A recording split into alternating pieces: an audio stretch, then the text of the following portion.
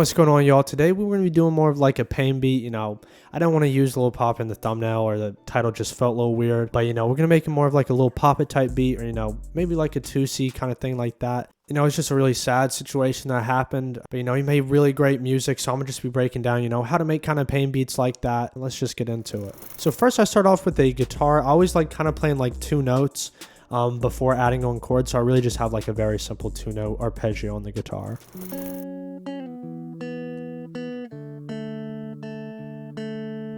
So that gave me like an overall good direction where I want to go with the beat. And I also added a bunch of accents and leads from my new Karma Pain multi-kits, like 250 lead guitars, 50 guitar starters, 40 piano starters, basically everything you need to make pain beats. And there's also a free demo, so you can go get that, but this is what these sound like.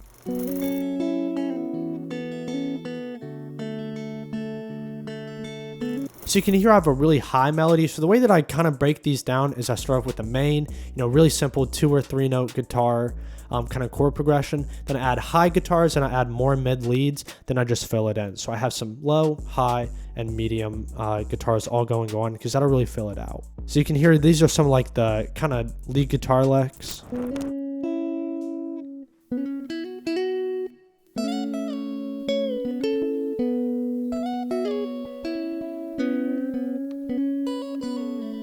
Like I said, a lot of these are from my Karma Pain multi-kit, but really all I'm doing is, throwing those together, then I'm adding some Rhodes and then also some piano. So I'll let y'all hear that.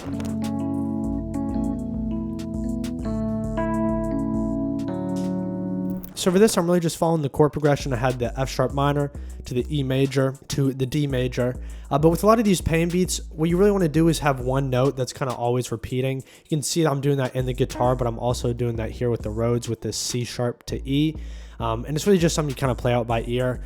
Then some other things to do, always click Alt R to randomize the pan and velocity, and also make sure everything's not on the grid perfectly. So you can see there it's a little bit off the grid. You can see up here it's a little bit off the grid. Really just make it feel more human, make it just sound better.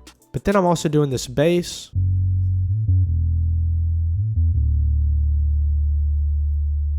And this is from the Contact Bank, the one everyone used, the Scarby Mark. And the reason I have this F sharp down here, if you do use that plugin, is it really just makes all the notes glide together a lot better instead of being very staccato and very picky. So I just have that going, and it just, makes everything slide a little smoother. Then I have this little piano melody.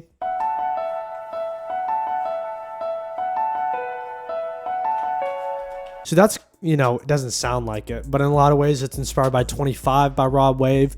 It's really just like a constant piano melody, thrown on a lot of reverb and a lot of delay on there. I like dotted delays, and I'm also adding a little bit of an EQ to get rid of the lows and to make it a little bit more sprinkly.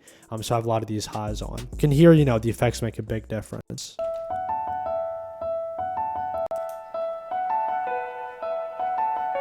It just overall makes it sound a little bit more sprinkly, a little bit better. Then I'm also getting a little accent. Again, that's from the Karma Pain multi-kit, but you can hear the sample all together with all these sounds.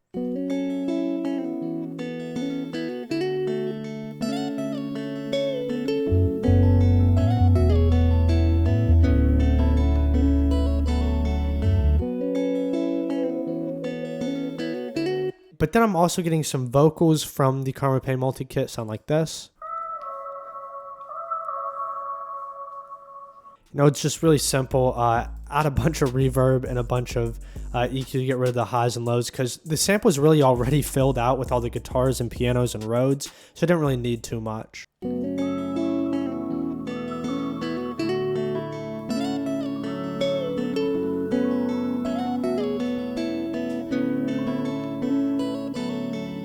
So now that that's sounding good, we're going to get into how to do the drums.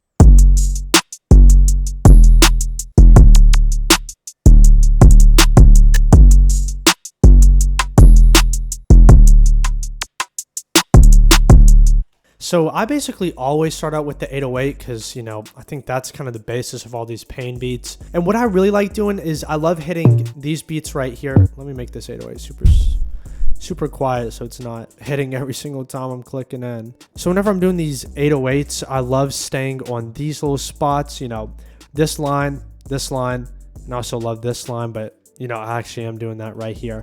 But I like staying more on these down beats because I think it just overall sounds a little bit better for these pain beats. You can see I'm switching up a little. Instead of having it here, I have it moved off the grid a little bit right there. But in general, if you're making these pain beats, keep those 808s right there. It always sounds good. Then for the hi-hats, I don't like doing anything too crazy with them. I like having, you know, little 2 hits here and there because I've been listening to a lot of Hurricane Wisdom as well as Lil Papa. And the thing that I love about especially Hurricane Wisdom is he uses a lot of different drum sounds in the beats. So you really don't want to do too much with any one of them. So you really want to leave space and not go too crazy with any one instrument.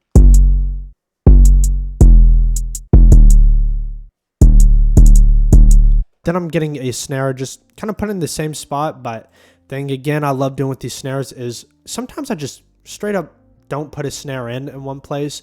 Just, you know, kind of trick the listener, you know, make it like, oh, that's something a little bit different with the beat, just to make it more interesting.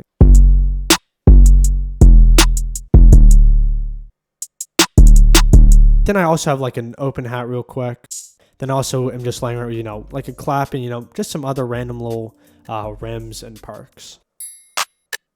But then I gotta add in my lasers, so, you know, I'm just throwing in some lasers in there. I've been listening to, like I said, a lot of Hurricane Wisdom, and he loves his lasers. But then some I basically do in all my pain beats is, even though I do have this hi-hat that's just trying to be really bouncy, I have a hi-hat that's doing a 2-step pattern, which you can see here. And then I'm also doing this little, you know, cool little intro within the beat drop. And the way to do this is basically I just have these drums brought all the way out like they normally would be right here. And I kind of just bring everything back except for the hi-hat and the snare. This just makes like a really cool intro bounce to the beat. May I tell you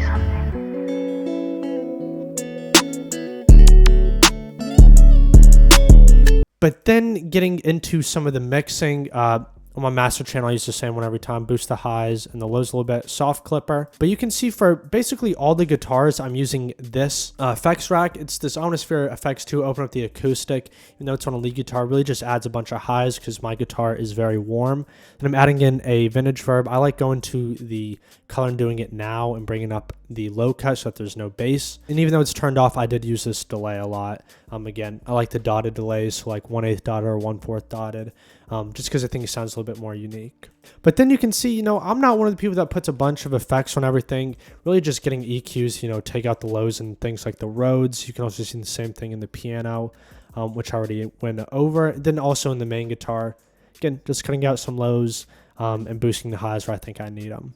But then for the layout, the way that I do is I only have the vocals going on during the chorus. So you can see here, I have like I do it in 8-bar intervals. So I have an 8-bar intro, then I have a 16-bar verse to open up the track because, you know, it's pretty typical. Then I also have a 16-bar hook or chorus, and you can tell that it's the hook of the chorus because the vocals are there. Because in the chorus in general, you kind of want that to be the most prominent, biggest part of the song 99% of the time. So I'm doing that there. So basically I have everything going on. You can see I have the 2-step hi-hat, 808, basically everything going on. Then I followed up with a 24-bar verse.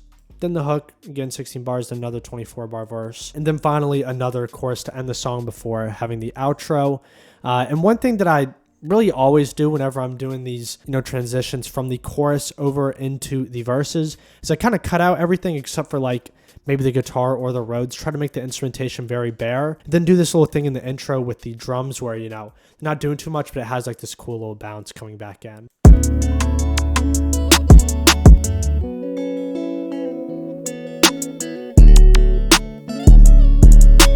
Then you can also see one little, you know, neat trick that I like doing is going from the 808. You can see I have the 808 going right here. I like cutting that and adding the bass back in and then throwing a kick on top of it because, you know, it just always sounds really cool because making these pain beats, it's all about, you know, adding in little variation in spots.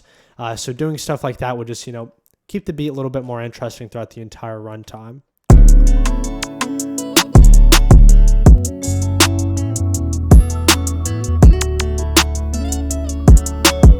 But you can hear that's basically, the entirety of the beat. Hope y'all enjoyed. Hope y'all learned a little bit of something. Like I said, you can go get my Karma Pay multi-kit down below. I have a free version also if you're not trying to pay, because I get it, bro. We're all broke right now. So, I get it if you just want the free version. Still has some really dope stuff in there. It even has a bunch of drum sounds in there. But I appreciate y'all for watching. I'll catch you on the next one. Let me know what y'all want to see. Peace.